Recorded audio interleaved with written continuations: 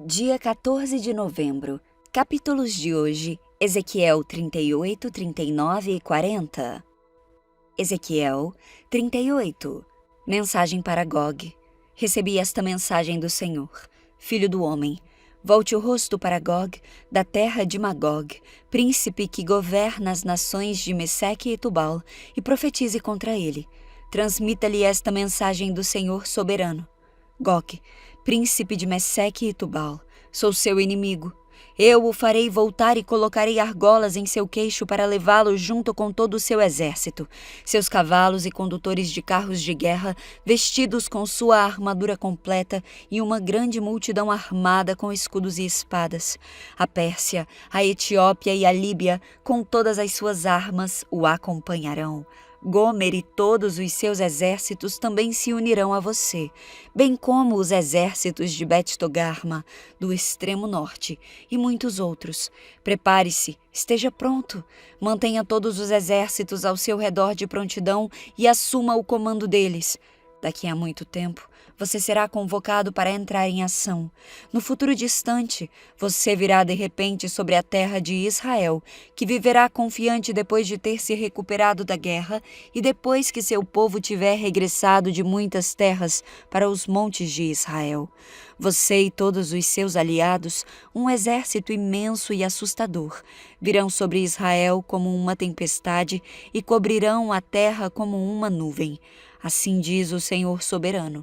Naquele dia, maus pensamentos lhe virão à mente e você tramará um plano perverso. Dirá: Israel é uma terra desprotegida, cheia de povoados sem muros, sem portões e sem trancas.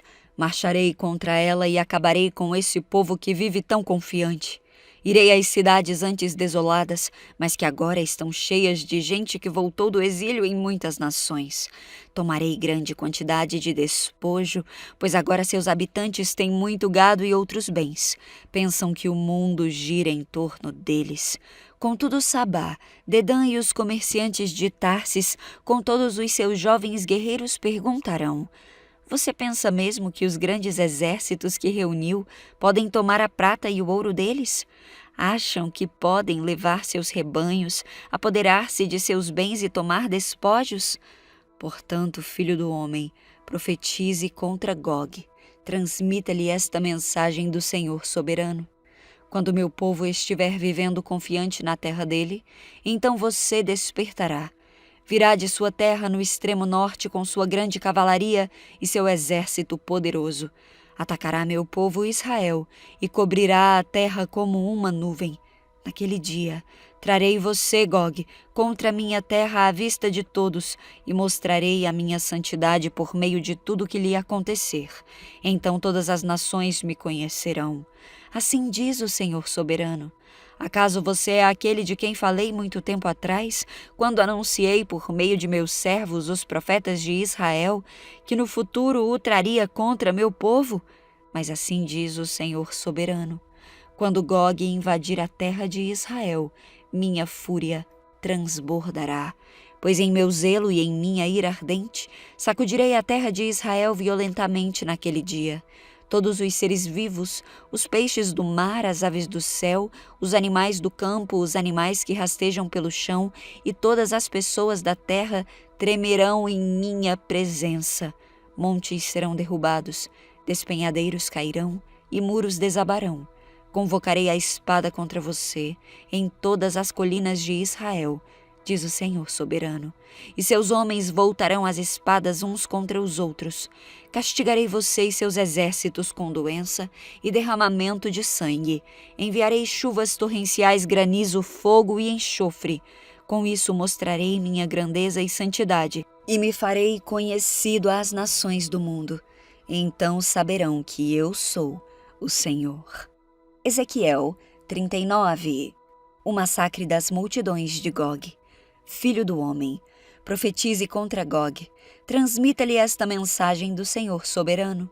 Sou seu inimigo, ó Gog, príncipe que governa as nações de Meseque e Tubal. Eu o farei dar a volta e o trarei do extremo norte e o conduzirei em direção aos montes de Israel. Derrubarei o arco de sua mão esquerda e as flechas de sua mão direita. Você, seu exército e seus aliados morrerão nos montes. Eu os darei como alimento aos abutres e aos animais selvagens. Você cairá em campos abertos, pois eu falei, diz o Senhor soberano. Enviarei fogo sobre Magog e sobre todos os seus aliados que vivem em segurança no litoral. Então eles saberão que eu sou o Senhor. Assim, farei conhecido o meu santo nome no meio do meu povo Israel. Não deixarei que ninguém desonre meu nome. E as nações também saberão que eu sou o Senhor, o Santo de Israel.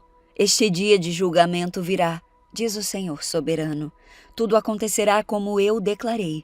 Então os habitantes das cidades de Israel sairão e recolherão seus escudos pequenos e os grandes, seus arcos e flechas, seus dardos e lanças e os usarão como lenha. Haverá o suficiente para 7 anos. Não precisarão cortar lenha dos campos nem dos bosques, pois essas armas fornecerão todo o combustível necessário. Eles saquearão aqueles que os saquearam e despojarão aqueles que os despojaram, diz o Senhor soberano. Nesse dia, prepararei um enorme cemitério para Gog e suas multidões no Vale dos Viajantes, a leste do Mar Morto. Ele impedirá a passagem dos que viajam por ali, e eles mudarão o nome do lugar para Vale das Multidões de Gog. O povo de Israel levará 7 meses para sepultar os corpos e purificar a terra. Todos em Israel ajudarão a sepultar, pois esse dia em que eu mostrar minha glória será uma data memorável para Israel, diz o Senhor soberano. Depois de 7 meses, grupos de homens serão nomeados para percorrer a terra em busca de esqueletos para sepultar, a fim de que a terra seja purificada. Onde forem encontrados ossos, será colocado um sinal para que os coveiros os levem e os enterrem no Vale das Multidões de Gog. Haverá ali uma cidade chamada Ramoná, e com isso, enfim, a terra será purificada. Agora, filho do homem, assim diz o Senhor soberano, chame todas as aves e todos os animais selvagens e diga-lhes, reúnam-se para o meu grande banquete sacrificial. Venham de longe e de perto para os montes de Israel e ali comam carne e bebam sangue. Comam a carne de homens poderosos e bebam o sangue dos príncipes das nações como se fossem carneiros, cordeiros, bodes e touros, todos animais engordados de Baçã. Devorem carne até se empanturrar e bebam sangue até se embriagar. Este é o banquete sacrificial que lhes preparei. Comam com fartura à minha mesa, comam cavalos, condutores de carros de guerra, homens valentes e guerreiros de toda espécie, diz o Senhor soberano. Desse modo, mostrarei minha glória às nações. Todos verão o castigo que trouxe sobre eles e o poder de minha mão quando eu castigo. E daquele dia em diante, o povo de Israel saberá que eu sou o Senhor seu Deus. As nações saberão porque Israel foi enviado para o exílio, como foi castigo por causa do pecado, pois foram infiéis a seu Deus. Por isso me afastei deles e os entreguei a seus inimigos, para que os destruíssem. Escondi deles o rosto e os castiguei por causa de sua impureza e de seus pecados. Portanto, assim diz o Senhor soberano, acabarei com o exílio de meu povo, terei compaixão de todo Israel, pois tenho zelo por meu santo nome. Quando voltarem para sua terra e viverem em segurança, sem que ninguém lhe cause medo, assumirão a responsabilidade por sua vergonha e infidelidade no passado. Quando eu os trouxer de volta das terras de seus inimigos, mostrarei minha santidade no meio deles, para que todas as nações a vejam. Então meu povo saberá que eu sou o Senhor seu Deus, pois os enviei para o exílio entre as nações e os trouxe de volta para sua terra.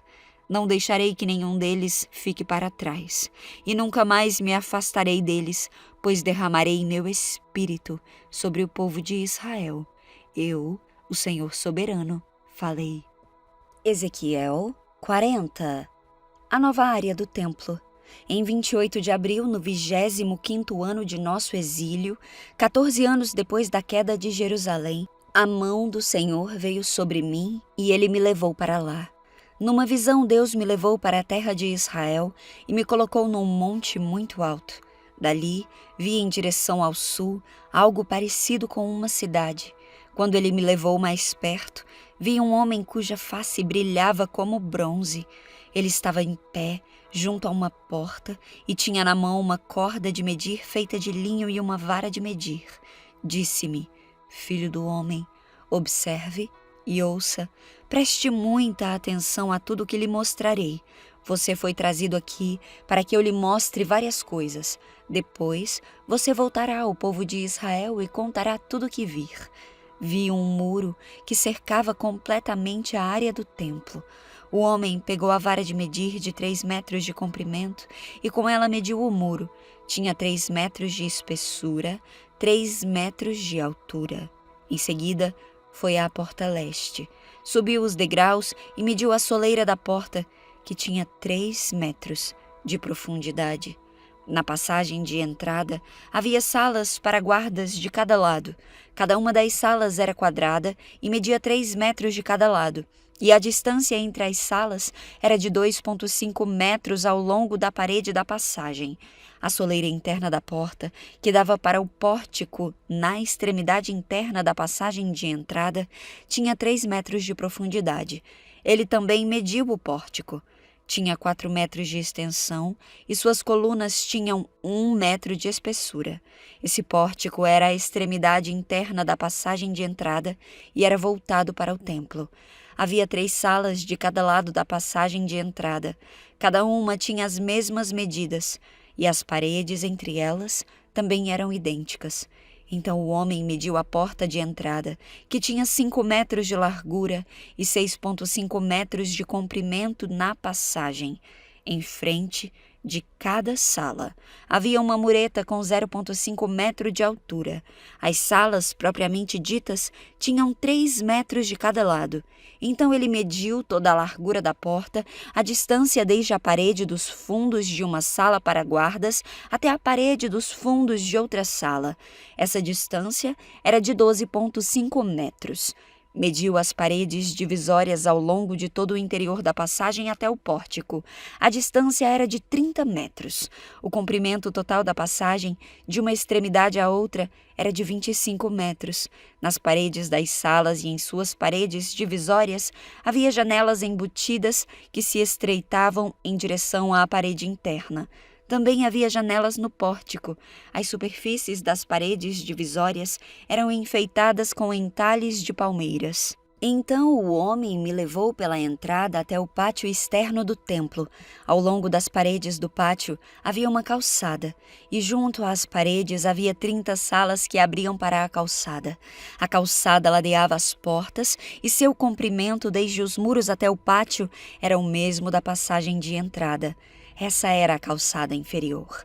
Em seguida, o homem mediu a largura do pátio externo do templo, entre a entrada externa e a interna, e a distância era de 50 metros.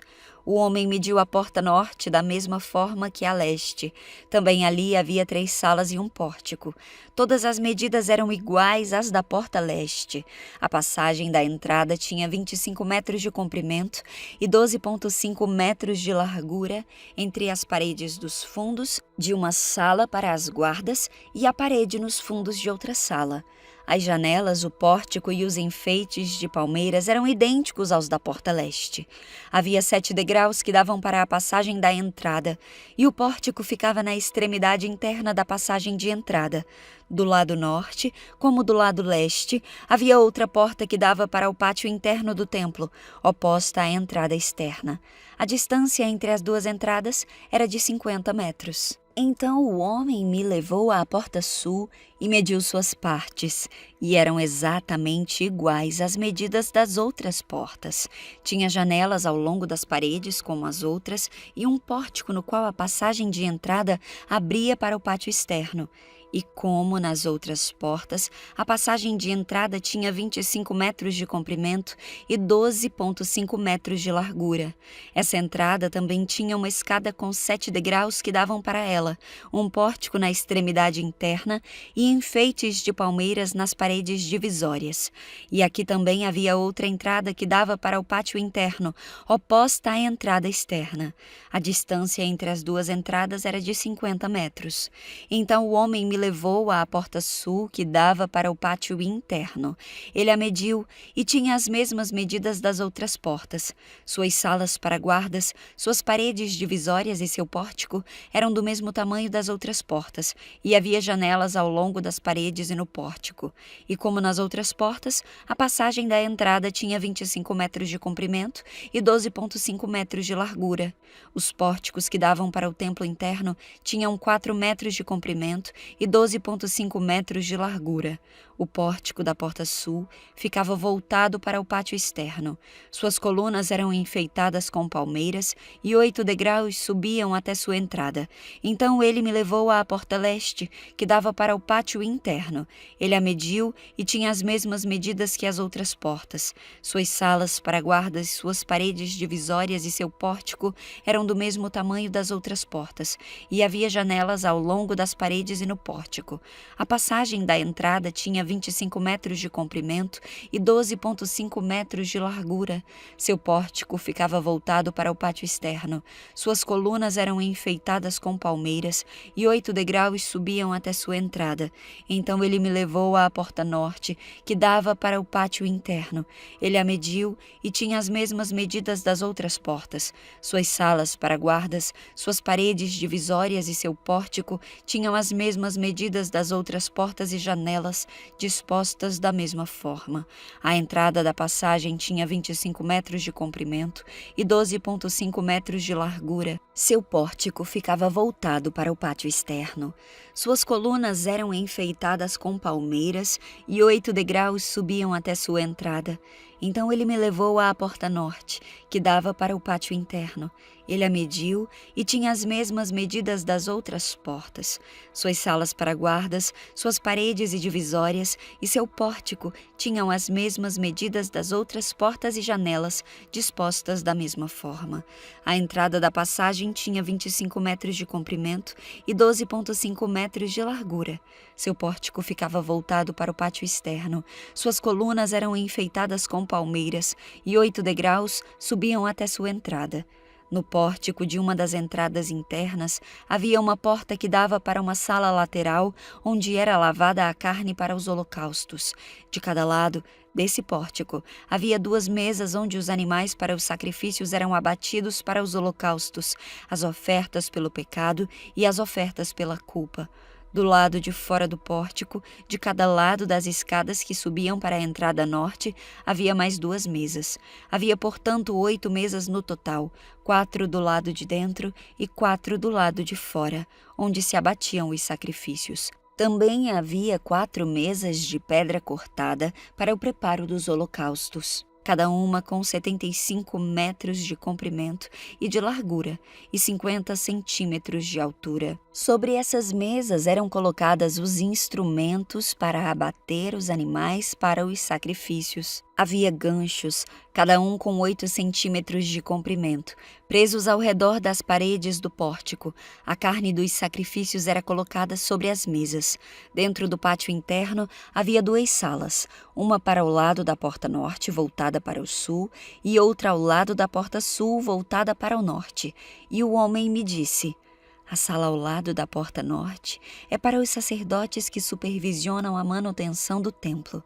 A sala ao lado da porta sul é para os sacerdotes encarregados do altar, os descendentes de Zadok, pois somente eles, dentre todos os levitas, podem se aproximar do Senhor para servir diante dele.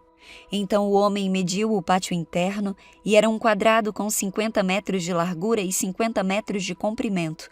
O altar ficava no pátio em frente ao templo. Então ele me levou ao pórtico do templo, mediu as paredes de ambos os lados da passagem para o pórtico e tinham 2,5 metros de espessura. A entrada propriamente dita tinha 7 metros de largura e as paredes de cada lado da entrada tinham mais 1,5 metros de comprimento. O pórtico tinha 10 metros de altura e 6 metros de profundidade. 10 graus subiam para ele, com uma coluna de cada lado.